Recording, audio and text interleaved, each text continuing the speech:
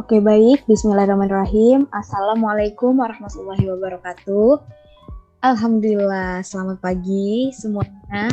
Akhirnya kita bertemu lagi di mata pelajaran kimia. Hari ini kita akan memasuki bab baru. Sebelumnya, kita memulai pelajaran ini dengan berdoa terlebih dahulu. Bismillahirrahmanirrahim, agar ilmu yang kita pelajari hari ini lebih berkah. Nah, apakah semuanya sudah siap untuk belajar? Pastikan kalian semua sudah siap untuk belajar. Siapkan posisi duduk yang terbaik, yang nyaman, terus siapkan catatannya untuk menerima pelajaran lebih baik. Oke, sebelumnya Ibu akan share screen terlebih dahulu. Nah, hari ini kita akan memasuki bab yang baru karena sebelumnya itu pertemuan yang sebelumnya kita mempelajari bab larutan elektrolit dan non-elektrolit. Kali ini kita memasuki bab baru yang berjudul reaksi redoks di pertemuan ketiga. Nah, sebagai apersepsi, mengapa apel yang dikupas dan bereaksi dengan udara berubah warna? Nah, kita kalau waktu makan apel itu kita kupas, terus kita diamkan beberapa menit atau beberapa detik saja, dia tuh bisa bereaksi dengan udara, sehingga buah apel yang tadi itu berubah menjadi kecoklatan. Kira-kira ada yang tahu ini reaksi apa? Nah, ini ada kaitannya dengan reaksi atau materi yang kita akan pelajari hari ini, yaitu apel mengalami reaksi oksidasi dengan oksigen dari udara. Sehingga di tujuan pembelajaran kita hari ini, kita akan mempelajari satu, peserta didik dapat menentukan reaksi reduksi dan reaksi oksidasi dalam sebuah reaksi yang terjadi di kehidupan sehari-hari. Nah, yang kedua itu peserta didik dapat menentukan bilangan oksidasi atom unsur pada suatu senyawa. Nah, yang untuk tujuan pembelajaran satu ini nanti akan kita pelajari dan akan dijelaskan pada materi hari ini, dan juga yang tujuan pembelajaran kedua ini akan dipelajari di materi pembelajaran hari ini. Langsung saja kita masuk ke materinya. Nah, reaksi redoks dapat diketahui berdasarkan yang pertama itu penggabungan dan pelepasan oksigen, dan yang kedua serah terima elektron, serta yang ketiga perubahan bilangan oksidasi. Nah, kita langsung masuk yang pertama. Reaksi redoks berdasarkan penggabungan dan pelepasan oksigen itu yang pertama, reaksi reduksi. Kita harus tahu pengertiannya dulu. Reaksi reduksi itu pengertiannya reaksi yang pelepasan oksigen, melepaskan oksigen dari suatu zat yang mengandung oksigen. Bagaimana itu? Nah, kita langsung masuk aja ke contoh reaksi reduksinya. Yaitu ini ada namanya reaksi apa, dan ingat ini pelajaran waktu SD juga pernah disampaikan atau SMP juga nih. Ini yang pertama itu ada reaksi fotosintesis. Reaksi fotosintesis itu reaksinya 6CO2 plus 6H2O dibantu oleh cahaya matahari menjadi C6H12O6, ini glukosa, plus 6O2. Maksudnya kenapa dia dimaksud reaksi reduksi? Karena dia itu melepaskan oksigen. Di sini kan CO2 terdapat oksigen, di H2O terdapat oksigen. Dia melepaskan oksigen menjadi oksigen yang sendiri, mesti tidak terikat dengan suatu zat yang lain. Ini yang termasuk reaksi reduksi. Contoh yang kedua itu CuO2 plus H2 menjadi Cu plus H2O. Cu itu adalah unsur dari tembaga. Jadi ini tembaga itu bereaksi dengan gas hidrogen.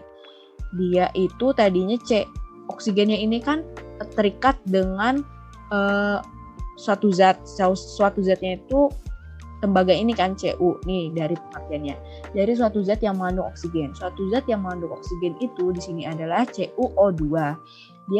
Dia melepaskan oksigen, jadi dia itu jadi H2O. Nah, bagaimana kalau reaksi oksidasi? Reaksi oksidasi adalah reaksi penangkapan oksigen oleh suatu materi atau zat. Ini pengertian dari reaksi redoks berdasarkan penggabungan dan pelepasan oksigen. Langsung saja masuk ke contoh reaksi oksidasi.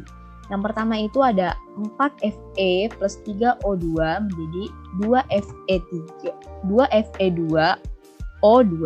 Nah, ini penangkapan oksigen. Dia jadi reaksinya yang di sebelah sini, di sebelah preaksi, di sebelah kiri, sebelum arah panah, itu dia selalu mengikat oksigen.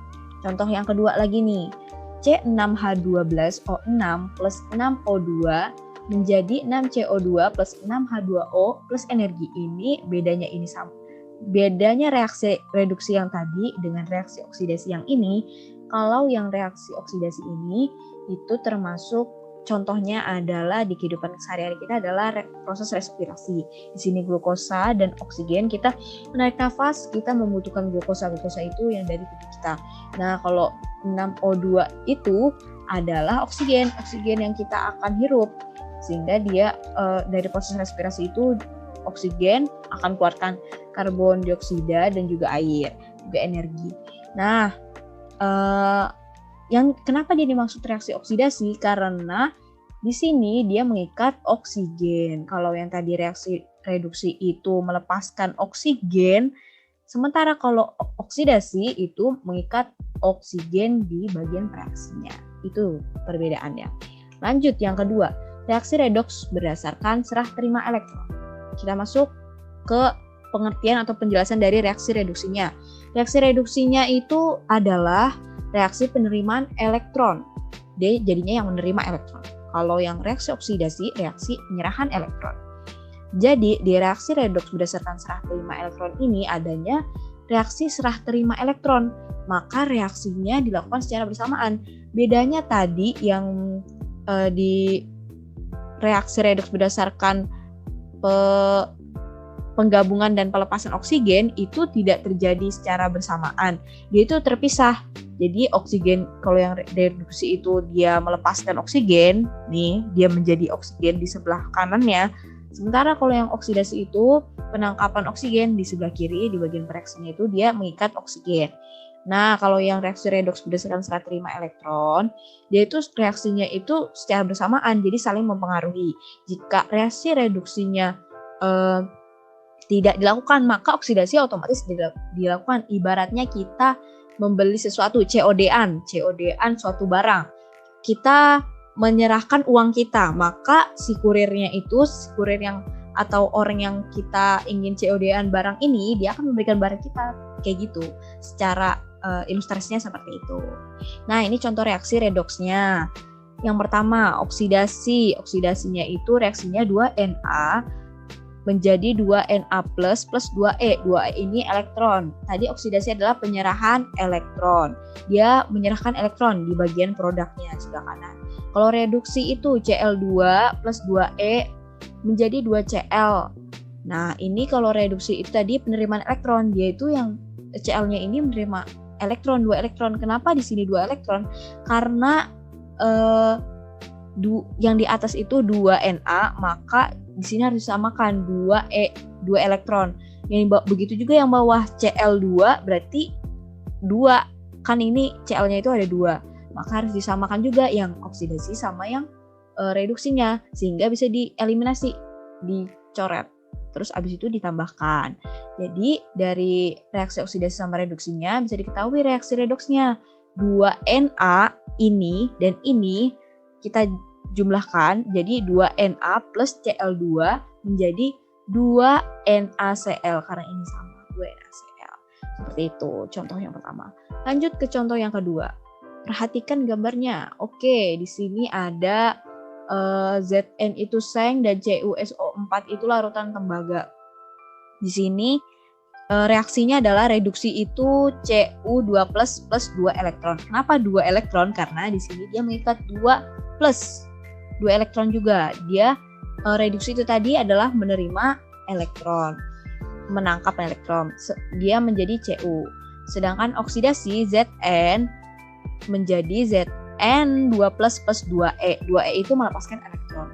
Jadi di sini diketahui Zn-nya itu melepaskan elektron, jadi dia berubah menjadi kehitaman. Sementara CuSO4 larutannya tadi berwarna biru, dia menerima 2 elektron yang tadi ini menjadi warnanya agak lebih pudar. Sehingga reaksi redoksnya itu tinggal ditulis saja. 2 elektronnya ini kan sudah dieliminasi karena sama 2 elektron dengan juga 2 elektron. Maka tinggal tulis saja Zn plus Cu 2 plus menjadi Zn2 plus Cu. Seperti itu. Nah, untuk yang ketiga, reaksi redoks berdasarkan perubahan bilangan oksidasi. itu bilangan oksidasi adalah bilangan yang sering disebut dengan Bilox atau disingkat dengan BO. Biasanya untuk mengerjakan suatu soal atau penentuan bilangan oksidasi dari suatu senyawa atau ion, itu kita untuk memudahkannya adalah menyingkatnya dengan BO. Tuh. Nah, bilangan oksidasi ini merupakan nilai muatan atom dalam suatu senyawa atau ion. Atom itu kan adalah atom H, Li, Na yang kita sudah pelajari di semester 1. Nah, untuk menentukan bilangan oksidasi dari suatu senyawa itu kayak H2O yang kita sebelum-sebelumnya kita pelajari, kita harus mengetahui ketentuan-ketentuan dalam penetapan bilangan oksidasi terlebih dahulu. Nah, yang pertama itu ada unsur bebas mempunyai bilangan oksidasi sama dengan 0. Unsur bebas itu contohnya adalah Ag, H2, N2, dan Fe. Nah, untuk yang kedua adalah bilangan oksidasi unsur logam selalu bertanda positif. Bilangan oksidasi beberapa unsur logam adalah sebagai berikut. Nih ada yang logam itu kan ada golongan 1 dan golongan 2A. 1A dan golongan 2A. Kalau yang 1A itu logam alkali ada Li, Na, K, Rb, Cs itu bilangan oksidasinya +1, dan golongan 2A alkali tanah itu Be, Mg, Ca, Srba, bilangan oksidasinya adalah +2. Nah, ini untuk mengerjakannya memang perlu dihafal, tapi nggak mesti dihafal semuanya. Yang penting kita paham, tahu ternyata logam alkali itu muatan di golongan 1A-nya itu +1, golongan di 2A-nya itu +2. Nah, selebihnya ini ada bilangan oksidasi dari logam-logam yang lainnya. Ini bisa dibaca ataupun catat sendiri ya. Di buku juga sudah ada, di internet juga sudah ada. Tinggal gimana kita untuk mencarinya secara mandiri dan belajar lebih lagi. Ini secara garis umum seperti ini. Nah, yang ketiga itu ada bilangan oksidasi suatu unsur dalam suatu ion tunggal sama dengan muatannya. Gimana ini contohnya? Contohnya itu bilangan oksidasi Fe dalam ion Fe3+. Kan di sini dia itu mengikat 3 elektron. Maka bilangan oksidasinya +3 mengikuti dengan muatannya. Terus ada bilangan oksidasi S dalam ion S2-, maka bilangan oksidasinya itu -2 karena di sini kita samakan dengan muatannya. Itu aturan-aturan atau ketentuan untuk menentukan bilangan oksidasi. Itu sebagai rules, pedoman, apalagi ya langkah-langkah, gitu. Cara-cara untuk menentukan bilangan oksidasi. Ini sebagai cara-caranya mempermudah kita menentukan bilangan oksidasi. Gak cuma ada 3, lanjut masih ada lagi. Yang keempat itu bilangan oksidasi H umumnya itu adalah +1. Untuk bilangan oksidasi O umumnya itu -2. Dan yang keenam itu jumlah bilangan oksidasi unsur-unsur dalam suatu senyawa sama dengan 0. Maksudnya kayak gimana nih? Maksudnya adalah contoh dalam senyawa H2O. H2O itu adalah air. H2O sama dengan, cara penulisannya seperti ini nanti ketika mengerjakan. H2O sama dengan 2 kali BO. BO itu bilangan Bilox. H plus 1 dikali bilangan oksidasi oksigen. Jadi maksudnya ini gimana jumlah bilangan oksidasi unsur dalam satu senyawa itu sama dengan 0. Nah, di sini H2O-nya itu sama dengan 0. Jadi kita untuk mencari bilangan oksidasi dari H atau O ini kita bisa menuliskan seperti ini. Intinya dari senyawanya itu sama dengan 0. Gitu. Nanti kalau udah dijumlahkan sama dengan 0. Lanjut, yang ketujuh, jumlah bilangan oksidasi unsur-unsur dalam suatu ion poliatom sama dengan muatannya. Contohnya dalam S2O42- itu kita tuliskan sebagai ini, seperti ini cara pengerjaannya.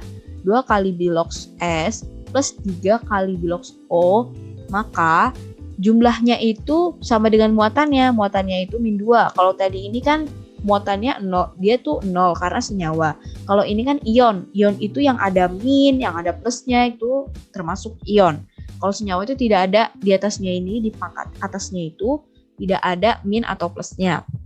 Nah, itu perbedaannya. Makanya ini jumlahnya itu -2, sementara ini tadi 0. Tinggal penulisannya itu sama saja. 2 itu maksudnya adalah dari S. S itu kan ini ada 2. Maka bilangan oksidasinya dikali 2. Sementara kalau O itu kan ada 3 di sini keterangannya, maka 3 kali bilangan oksidasi O. Seperti itu. Daripada pusing, kita masuk ke contoh soalnya. Yang pertama, tentukan bilangan oksidasi Cl pada reaksi penguraian HCl sebagai berikut. Reaksinya seperti ini, HCl menjadi H++ Cl-. Nah, ditanyakannya kan itu bilangan oksidasi Cl.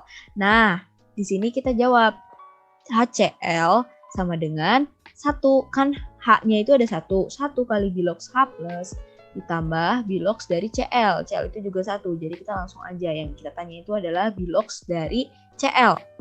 Jumlahnya berapa? HCl itu 0, sama kayak yang tadi nih. Aturan yang ke-6, jumlah bilangan oksidasi unsur-unsur dalam suatu senyawa itu sama dengan 0. Kan senyawa HCl, asam klorida, yaitu 0. Sama dengan 1 kali, tadi apa aturannya? Ada bilangan oksidasi H umumnya adalah +1. Maka 1 kali +1 sama dengan 1. Nah, kita carinya kan bilangan oksidasi dari Cl. Ini sesuai dengan soalnya kan. Langsung deh kita pindahkan satunya ini pindahkan ke sini. Ini ada aturan matematika. Ini kan muatannya adalah positif. Positif jika dipindah ruas maka menjadi negatif. Sehingga nilai dari bilangan oksidasi Cl itu sama dengan -1. Seperti itu. Mudah bukan? Lanjut biar lebih paham lagi. Nomor 2, tentukan bilangan oksidasi A. Sn pada senyawa SnCl2 dan B. I atom iodida pada ion IO4-. Kalau yang ini senyawa tidak ada min sama plusnya, sementara kalau senyawa itu ada min atau plusnya di sini.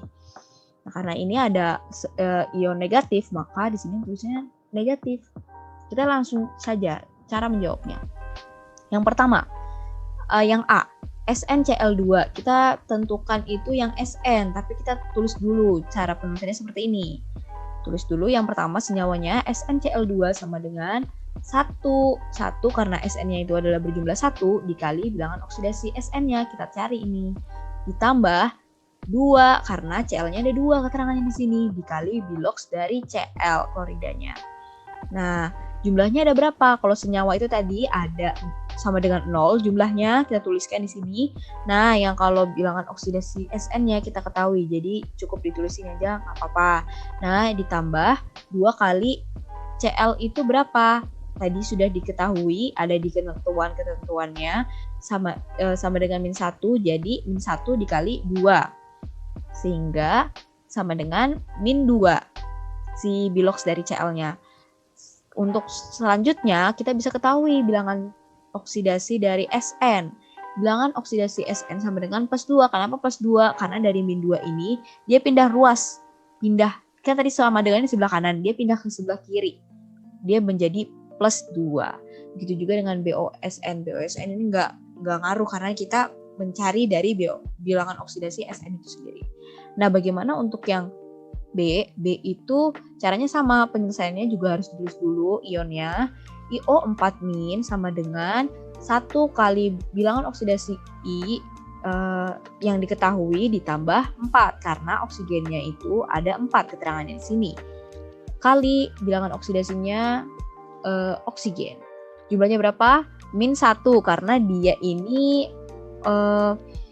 ada keterangannya ionnya itu 1. Kalau misalkan tidak ada ditulis angka di sini, maka ditulisnya 1. Sama dengan BOI atau bilangan oksidasi I ditambah 4 kali berapa tadi? Ketentuan dari bilangan oksidasi O itu ada di slide yang sebelumnya. Itu sama dengan -2. Jadi -8 kan. Habis itu bilangan oksidasi I sama dengan +8, dia pindah ruas ke sini jadi plus. Sementara yang min ini tetap karena dia penyelesaiannya itu agak lebih mudah, pindah ke ruas sebelah kiri.